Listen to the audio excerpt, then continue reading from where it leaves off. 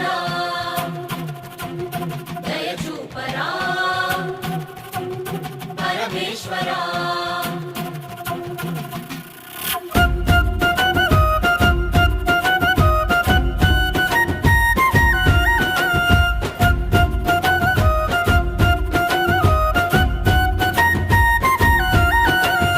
ఒకవైపు జననాలు ఒకవైపు మరణాలు నడి మధ్య మానవుడు నలిగిపోతున్నాడు.